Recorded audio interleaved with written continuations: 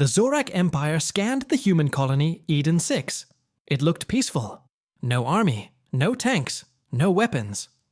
The alien commander, General Carthon, smiled. "Easy target," he said. His soldiers laughed. They had taken harder planets before. They landed with confidence. The colony looked soft. Quiet farms, green forests, calm people. No fear, no defense. It didn't make sense. Still, the aliens pushed forward. But then, strange things started happening. A soldier vanished in the trees. Another screamed in the night. Their scanners stopped working. The forest moved. The wind whispered. "Where are the humans hiding?" the aliens asked. But the humans weren't hiding. They were walking the fields, planting crops, smiling. Carthon grew angry. "No weapons, no army. Then why are my soldiers scared?" A strange storm rolled in, dark clouds with no sky. Lightning cracked from the ground. Shadows moved in the light. Then a voice came, calm and clear. A farmer spoke. "You're not fighting us. You're fighting the planet." And suddenly, Eden 6 didn't feel so peaceful anymore. Zorak troops marched into the jungle. They laughed at the trees. They kicked the soil. They thought nature was weak, but nature remembered. Their machines shut down. The air made them dizzy. One group drank water from a stream, then started screaming. Their skin turned blue. Their eyes rolled back. Human colonists watched from a hill. No guns, no armor, just farming clothes and calm eyes. Carthon was furious. "What is killing my soldiers?" A colonist answered, "The planet. She doesn't. Like you." Zorak tanks sank into the mud. Vines crawled up their legs at night. Tiny bugs swarmed the camps, not biting humans, only aliens. One alien scientist realized everything on this world is helping them. The humans weren't trained to fight. They were trained to live with the planet. Now the planet was fighting for them. "We never needed an army," a woman said.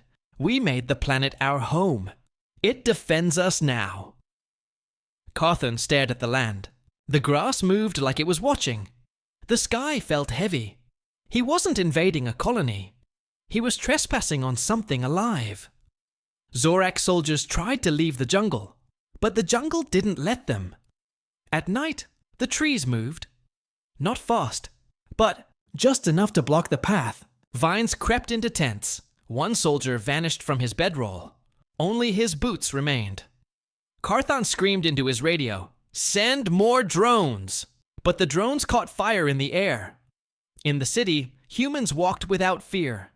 A child laughed and played near flowers.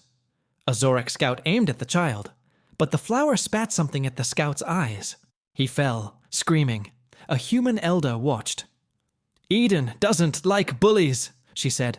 Zorak commanders begged to retreat. "This planet is cursed," they cried, but Carthon refused. He wanted victory. He didn't understand. This wasn't war. This was survival, and Eden chose a side. Even the animals acted strange. Birds pecked at weapons. Wolves howled near alien camps, but never touched humans. Nature didn't care about orders. It followed its own rules, and now it had a target.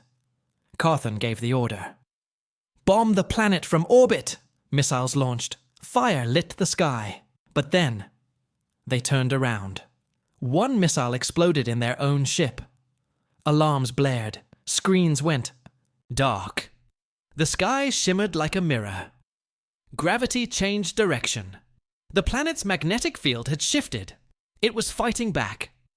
Zorak pilots screamed. "We can't fly! The air is crushing us!" Back on Eden 6, the humans stood on the hills, watching. They held no guns, only calm faces. A human leader stepped forward. "You came to break us," she said. "But we don't break. We adapt. And so does Eden." Carthon stared at the screen. His ships were falling. His soldiers were lost. His empire was silent. One of his officers whispered, "We're not fighting." "Humans, we're fighting a living world." The trees swayed in the wind. The ground rumbled like it was breathing. Zorak's best weapons were useless. And still, the humans didn't raise a single fist. Eden 6 moved one last time. The ground cracked under Zorak tanks. Lava poured out. Trees fell, then grew again in seconds. Carthon called for help, but no one answered. His fleet was gone. His army broken. Voice came from the planet. It wasn't loud. It wasn't angry. It was calm. You were warned. A final wave of vines swept over the last alien camp. Machines vanished under green. The jungle grew so fast it erased everything. The few Zorak survivors ran. They reached their last ship, barely escaped. Back home, the Zorak Empire banned human contact. Never touch a human planet, they warned. On Eden 6, life returned to normal. Humans planted crops, children played, birds sang. No soldiers, no army, no war. But the stars remembered. Eden 6 became legend. A planet that fights for its people. A world that chooses peace, but will protect it with storms, vines, and fire. And somewhere in the deep forest, the planet waits, quiet, watching for the next invader.